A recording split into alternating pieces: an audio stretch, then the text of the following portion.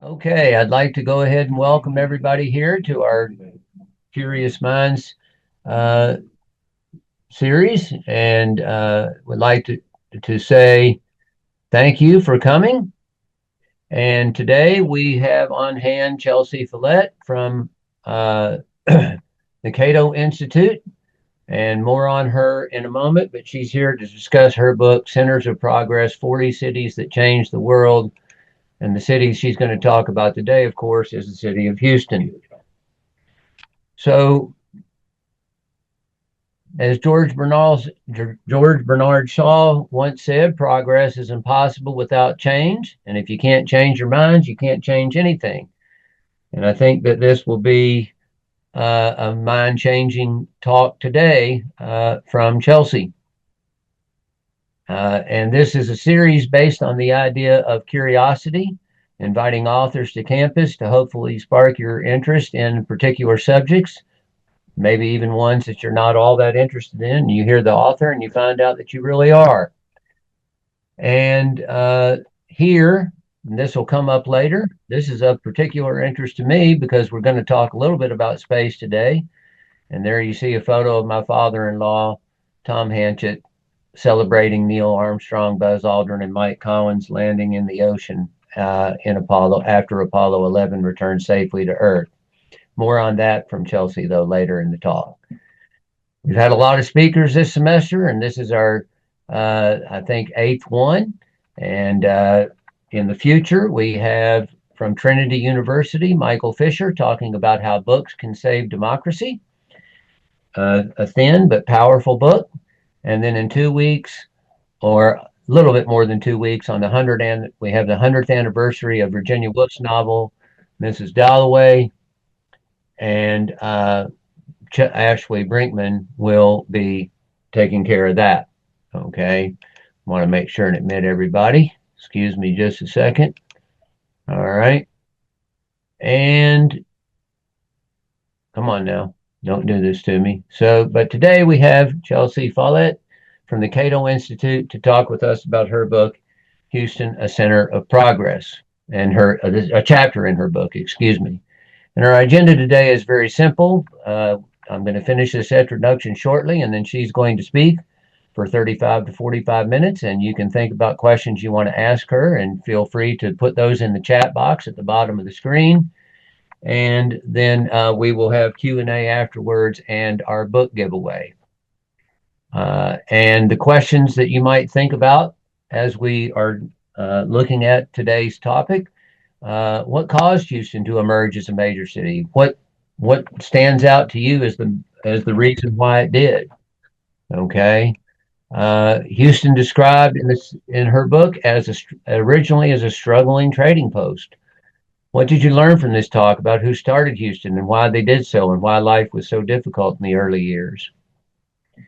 Thirdly, what are the largest quality of life issues that today's Houston might face, and how might we correct those? How might more progress be made? And what was one contribution that government, federal, state, or local, perhaps made to promote Houston's success? And what was the most important or interesting thing you learned from this talk today?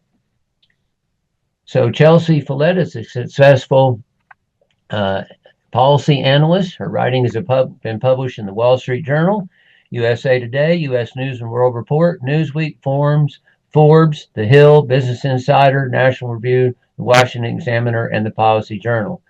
She was named to Forbes 30 Under 30 list. I got to get this out of the way for a second. For 2018 in the category of law and policy. She earned a BA in government and English from the College of William and Mary, as well as an MA in foreign affairs from the University of Virginia, where she focused on international relations and political theory. And that is all I'm going to say. And Chelsea, I'm going to turn it over to you at this stage. Thank you so much for the opportunity to speak on this, John. I'm going to start sharing my screen now, get this presentation started. Okay, can you all see it? Yep. Wonderful. All right then. So good afternoon. Let's talk about Houston as a center of progress. First, what do we mean by progress? People use that word in different ways, right? Some people use a more politicized definition. I'm using the definition of progress that Human Progress Advisory Board member, Dr. Steven Pinker of Harvard University, who you can see here on this slide, provides in his book, Enlightenment Now, where he writes, most people agree that life is better than death. Health is better than sickness. Sustenance is better than hunger. Wealth is better than poverty. Peace is better than war. Safety is better than danger. Freedom is better than tyranny. Equal rights are better than bigotry and discrimination. Literacy is better than illiteracy. Knowledge is better than ignorance. Intelligence is better than dull-wittedness. Happiness is better than misery. Opportunities to enjoy family, friends, and culture and nature are better than drudgery and monotony, and all these things can be measured. If they have increased over time, that is progress. Now, granted, not everyone would agree on this exact list, but most would agree that it's a necessary start. He wrote, if you're reading this, you are not dead, starving, destitute, moribund, terrified, enslaved, or illiterate, which means that you're in no position to turn your nose up at these values. So, by this hopefully not too controversial definition of progress, has there been any progress? Okay, so has there been any progress? While the world is very far from perfect, there are many problems remaining, a long way to go. There always will be more progress to be made. The good news is that over the long run, humanity has come a long way, but don't take my word for it. Visit humanprogress.org and check out some of the resources that we offer, like our podcast, our coverage of the latest breakthroughs gathered from trusted news publications, our expert commentary that puts these long-term trends into perspective, and our vast library of data from reliable third-party sources, as well as our many other projects from our newsletter to our many web tools. And we also produce books, including Centers of Progress, 40 Cities That Changed the World. This book is a fact-filled yet accessible answer to the simple question, where does progress come from? And while I don't want to downplay the many contributions that have come from rural areas as well, often the answer is cities. The story of the modern world and a modern civilization is in many ways the story of the city. It is the city that has helped to create and define the world in which we live. So this book takes the reader on a journey through history's most innovative and world-changing urban centers, such as New York, London, Rome, Paris, and, of course, Houston. Some very quick facts about Houston, although you may already know these. It is the fourth most populous city in the United States, beaten only by its fellow centers of progress, also featured in the book New York, Los Angeles, and Chicago. And Houston is a sprawling, busy port city. As the largest city in Texas and in the country's south, Houston is also a thriving center of regional cultural traditions and boasts the world's largest livestock exhibition and rodeo. But that is not what earned it a chapter in this book. This book is only about humanity's greatest, most world-changing innovations and achievements. As Matt Ridley, author of best-selling books such as The Rational Optimist, The Evolution of Everything, and How Innovation Works, kindly says in the foreword, Centers of Progress is like a time travel cruise through the great flashpoints of human activity to catch innovations that have transformed human lives as they happened. So where are the centers of progress, and what makes a city a center of progress? At the beginning of the book, you'll find a map, much like this one, showing that the book features cities from across the world. This is not solely a history of the Western world. This is a history of humanity's achievements from all over. But although centers of progress can be found in many very diverse societies, they do tend to share some things in common, such as high populations of people, thus cities, and those people exchange ideas and engage in cooperation and competition, driving innovation forward.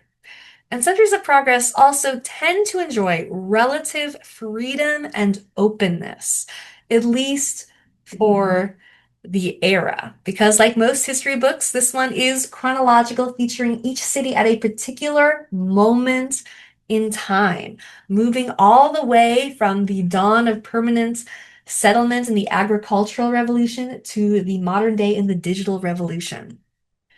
Houston's chapter is focused on the city's contributions during the 20th century space race, the famous period of rivalry between the United States and the Soviet Union over which nation could achieve more in the realm of space exploration. Nicknamed Space City because it houses NASA's famed Mission Control Center, Houston has done more to advance space exploration than any other city. But first, let's go over the history that brought Houston to that pivotal point. Let's start at the beginning. In the 19th century, two enterprising brothers from New York State, the investor John Kirby Allen and mathematics professor turned businessman Augustus Chapman Allen, who together had worked to keep supply channels operating during the war for Texan independence, bought land on the banks of Buffalo Bayou for the new town that they would establish. And so the brothers thus became the founding fathers of Houston. And the site took its name from the Virginia-born military leader, statesman, and Cherokee citizen by induction, not birth, Sam Houston, who led the Texas Army to victory against Mexico and was heralded as a war hero. But that's not all he was. He was a very interesting man. His accomplishments over the course of his life included serving as president of the Republic of Texas, representing Texas in the U.S. Senate, becoming governor of Tennessee, although he resigned early to go live among the Cherokee, and becoming governor of Texas. Houston opposed secession during the U.S. Civil War and was removed as governor of Texas after refusing to swear loyalty to the Confederacy. He remains the only individual to ever serve as the governor of two states. So you're named after a very fascinating individual. Then in 1900, disaster struck the nearby town of Galveston. A Category 4 hurricane killed between 8,000 and 12,000 Galvestonians, making it the single deadliest hurricane in all of U.S. history to this very day. Many fled inland from the ruins of the devastated Galveston, moving to Houston. Then the following year, oil was discovered at Spindletop, some 80 miles east of Houston.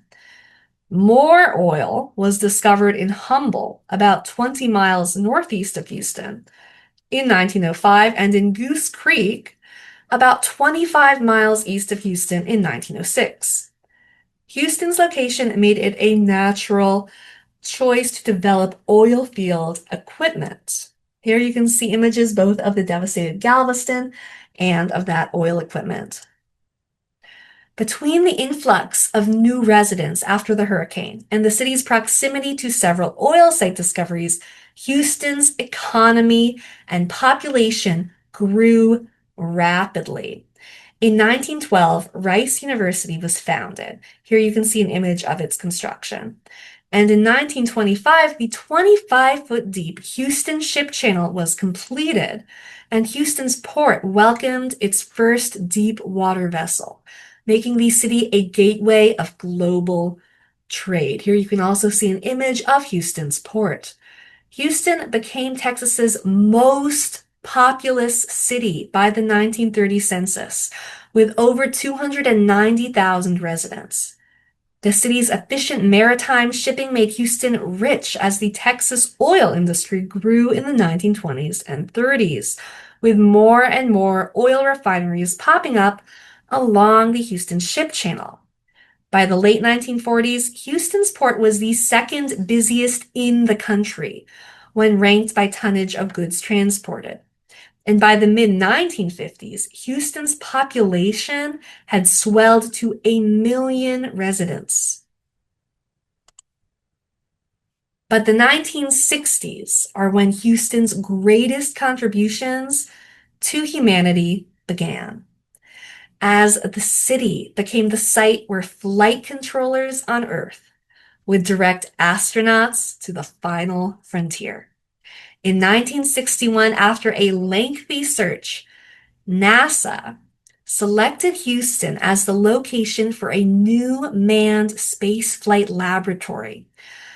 It said that it based its decision on the city's mild climate, land availability, water supply, easy access to a major port, well-established industrial production capacity, and the presence of a large research university, Rice University, among other factors. The fact that the vice president at the time, Lyndon B. Johnson, was a Texan may have also helped to tilt things in Houston's favor. Construction broke ground in 1962. In an address that year at Rice University, President John F. Kennedy stated, "We meet at a college noted for knowledge, in a city noted for progress, in a state noted for strength, and we stand in need of all three.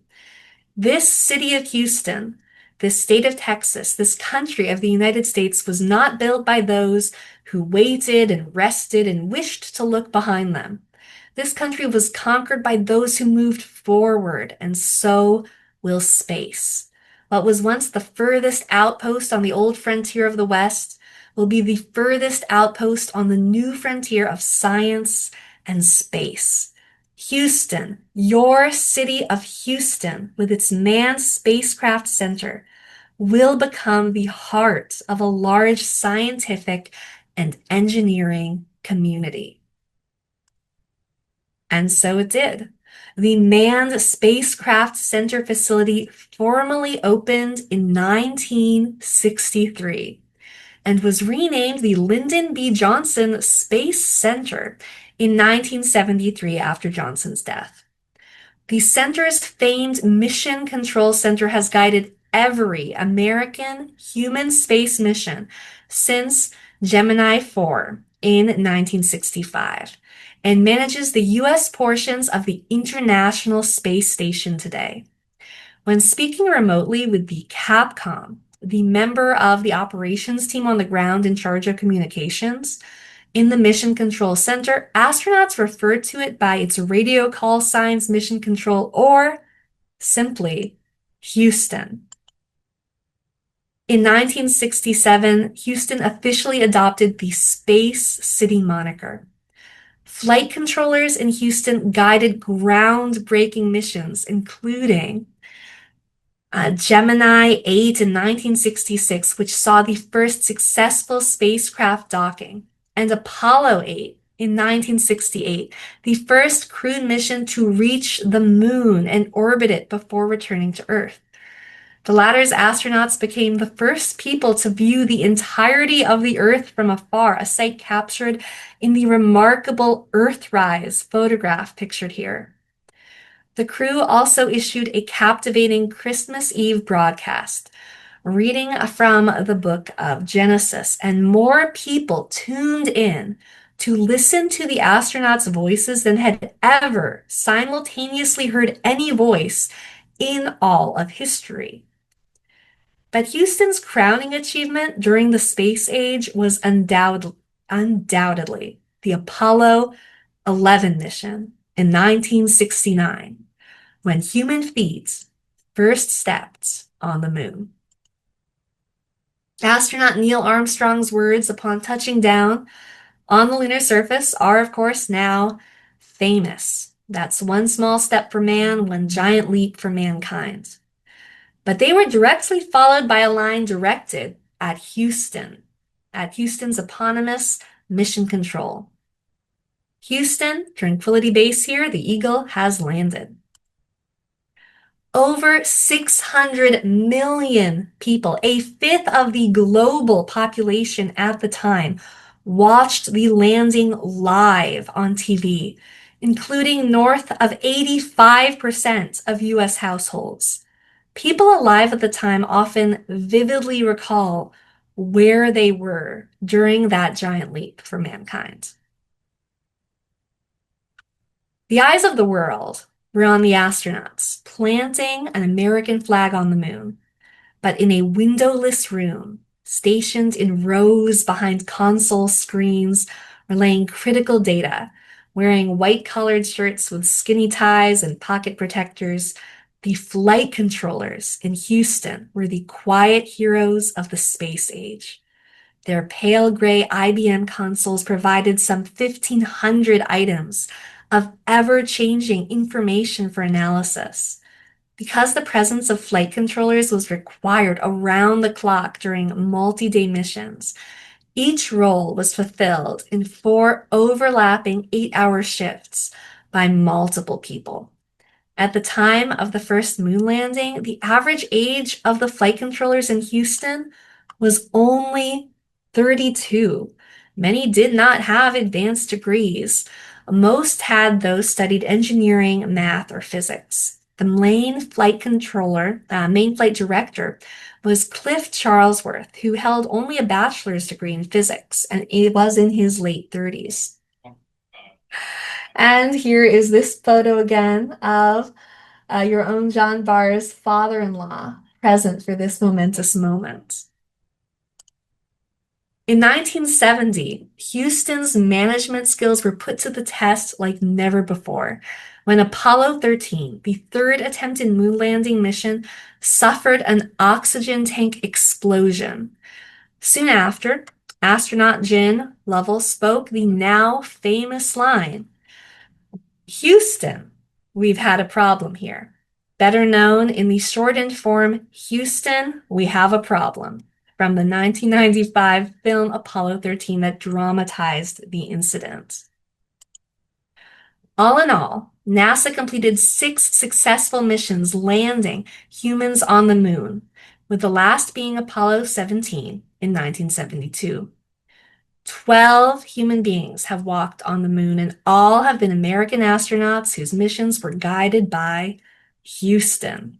The last words spoken on the moon came from astronaut Gene Cernan and were, "We leave as we came, and God willing, as we shall return, with peace and hope for all mankind." Despite that rhetoric, emphasizing unity, international rivalry was a major factor motivating space exploration.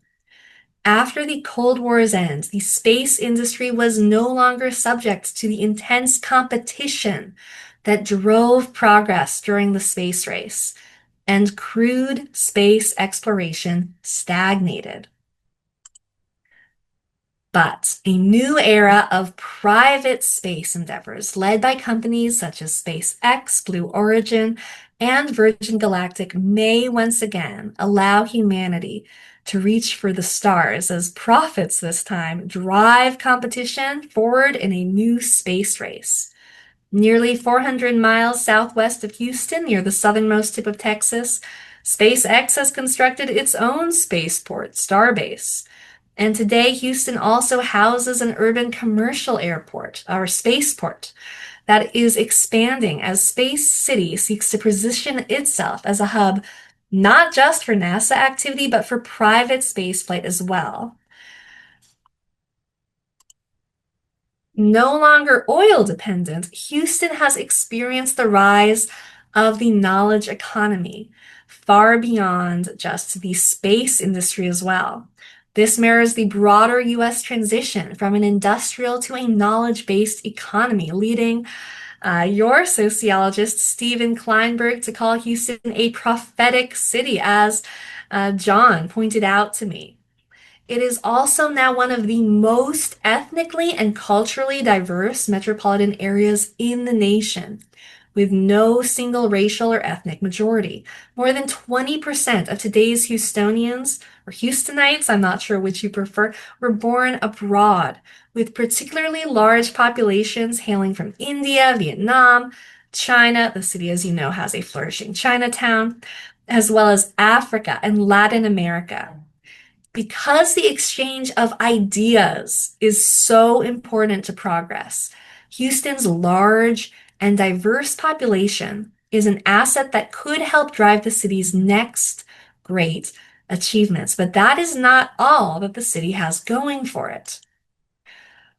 Houston has the distinction of being the largest city in the country without zoning regulations, which its voters have repeatedly rejected, giving the city a reputation for laissez-faire land management.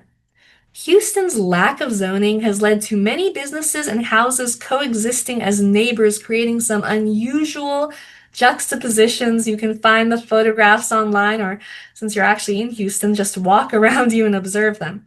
But also relatively affordable home prices, even as the city's population has nearly doubled since 1970, swelling to over 2 million. Here you can see how it does compared to some other major US cities. As the writer Nolan Gray has noted, unzoned Houston is able to grow, adapt, and evolve like no other city with an ongoing supernova of construction.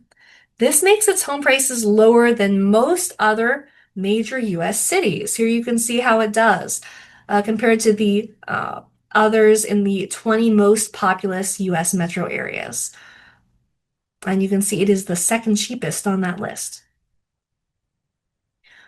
Now, although it is one of America's most affordable metropolises, Houston is a very car-centric city stretched over a vast, flat landscape, and unfortunately, this sprawl does not necessarily reflect the true preferences of home buyers because though the city itself does not have zoning, municipal zoning in most incorporated suburbs or private deed restrictions in master planned areas and various Houston neighborhoods mean that rules do actually still exist that in many places keep restaurants or shops out of interior single-family streets.